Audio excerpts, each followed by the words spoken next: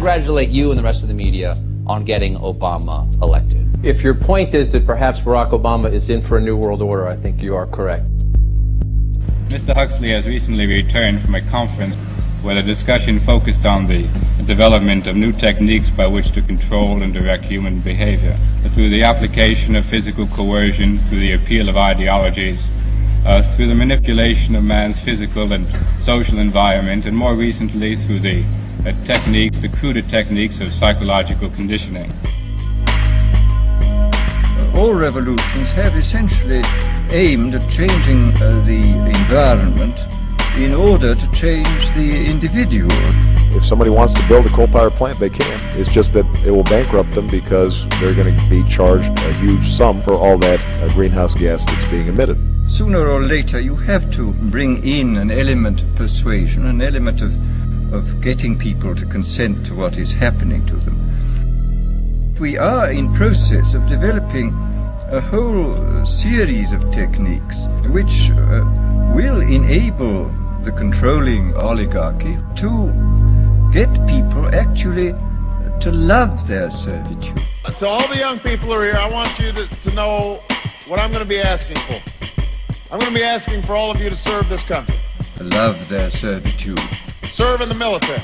People can be made to enjoy a state of affairs which they ought not to enjoy. Serve in the Peace Corps. Serve in the homeless shelter. The enjoyment of servitude.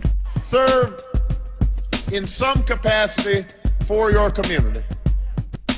And that there seems to be a general movement in the direction of this kind of ultimate revolution, this method of control by which people can be made to enjoy a state of affairs which, by any decent standard, they ought not to enjoy. The enjoyment of servitude. You have to, in a sense, it's required of everybody, 18 to 25, 3 months. Because I think anytime somebody serves their country in some capacity, we're going to be stronger for it. The scientific dictatorships of the future, and I think there are going to be scientific dictatorships in many parts of the world, that if you can get people to consent to the state of affairs in which they are living, the state of servitude.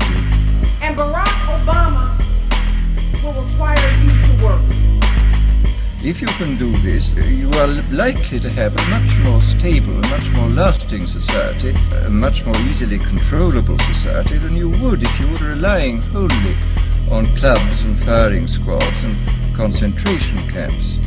The Obama transition team is trying to figure out how to harness this support. Some think there is potential to convert political support into social activism, part of an army waiting for new orders. In the recent history of brainwashing, we see that the Pavlovian methods have been applied systematically. I think it's going to bring in an era where the president's connected with an army that do his bidding. A very large army of totally devoted people has been created. But the question now is, what to do with this young, eager, energetic army? We cannot continue to rely only on our military in order to achieve the national security objectives that we've set. We've got to have a civilian national security force that's just as powerful, just as strong, just as well funded. Well, then we come to the consideration of other techniques for inducing consent. A light will shine down. You will experience an epiphany.